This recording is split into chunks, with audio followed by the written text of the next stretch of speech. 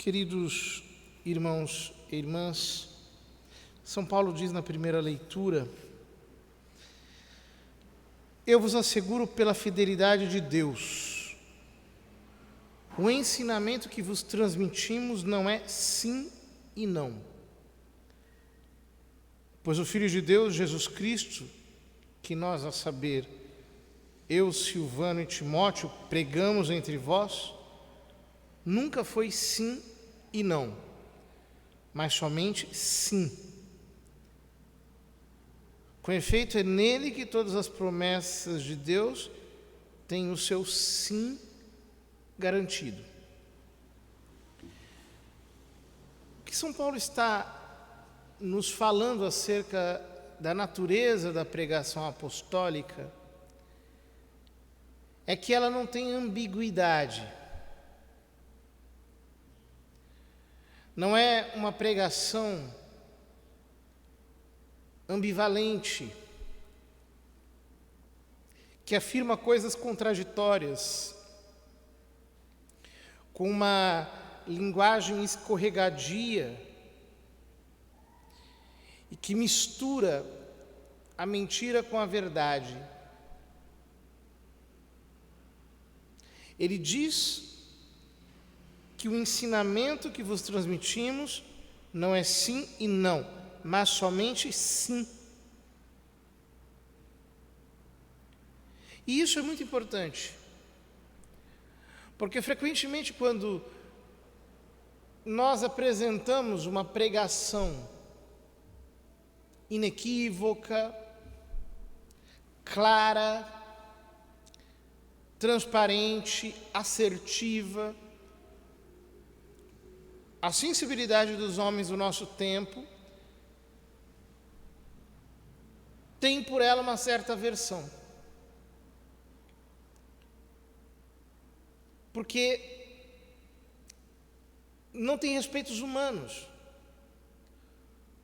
Uma pregação que traz a verdade do Evangelho com toda a sua clareza, que não tem nenhum tipo de ambiguidade,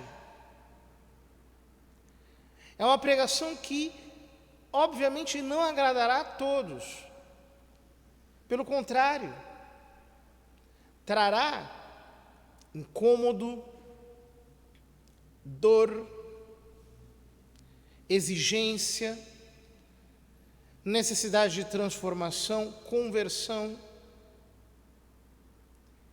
E tudo isso nos remove da nossa comodidade. Mas vai mais longe do que isso. Porque quando nós precisamos sair de uma zona de neutralidade, de um certo isentismo teológico, doutrinal, isso nos obriga a descer aos fundamentos da fé. Ou seja, quando o que nós ensinamos não é algo superficial, visto apenas de maneira fraca, pouco nítida, mas pelo contrário, quando aquilo que nós ensinamos é profundo, é verdadeiro porque tem razões, porque tem motivos, porque tem uma lógica intrínseca. Quando aquilo que nós ensinamos verdadeiramente tem as características do que é verdadeiro, não só por acidente, mas porque nós, de fato, explicamos o porquê. Então a nossa pregação não pode se limitar à superfície. Ou seja, não basta dizer coisas verdadeiras, mas nós temos que mostrá-las como verdadeiras.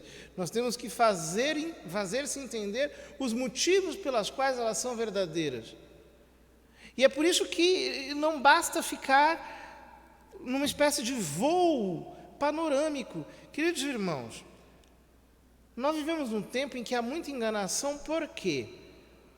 Porque tanto por parte dos pregadores quanto por parte dos ouvintes, aquilo que se fala é raso. É de uma platitude mais do que flagrante, escandalosa. Pior, em muitos lugares não se prega para levar à verdade, mas apenas para produzir impressões. Ou seja, eu quero falar coisas que causem um determinado sentimento, uma determinada resposta afetiva, que sejam suficientes para gerarem algum tipo de empatia.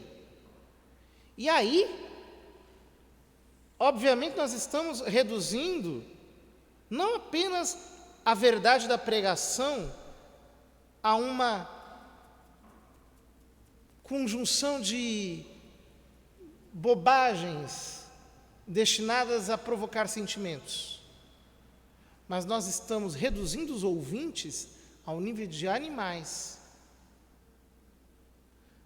Porque os animais se guiam por impressões, por afeições, por algo que lhes parece bom ou nocivo. O ser humano é racional. Ele se move por razões. Por isso, pregar o sim significa ir à profundidade da palavra, entendendo toda a maravilha que está escondida no Antigo e no Novo Testamento, no ensino dos padres e doutores da igreja, na doutrina multimilenar e coerente que é a fé católica. Ao contrário, quando nós queremos deixar isso de lado e queremos apenas provocar alegria, emoção, satisfação, segurança, então nós deixamos de lado uma pregação que vá à raiz e começamos apenas a usar técnicas de entretenimento, de persuasão, como abundam nos nossos dias. A pregação apostólica não é assim. Os apóstolos pregaram a verdade.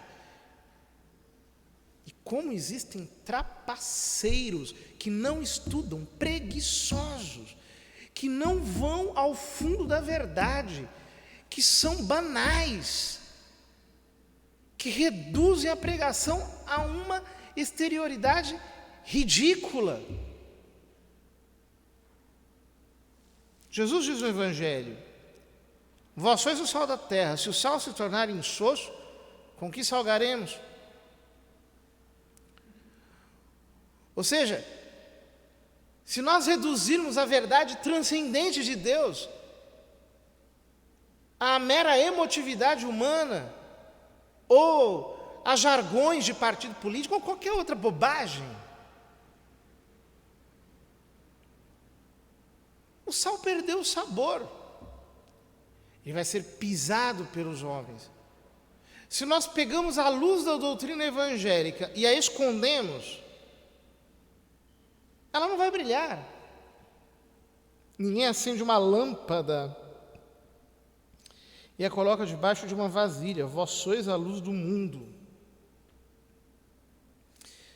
Queridos irmãos, peçamos ao Senhor que, de fato, nos conduza ao cerne da verdade da fé. Que nós possamos meditar verdadeiramente naquilo que a palavra de Deus, a doutrina da igreja nos ensina, para abandonarmos o que é vão. Porque tudo o que foge disso é apenas vaidade. nada tem a ver com a verdade de Cristo, que morreu por nós, para que nós pudéssemos crer e obter pela fé a vida eterna.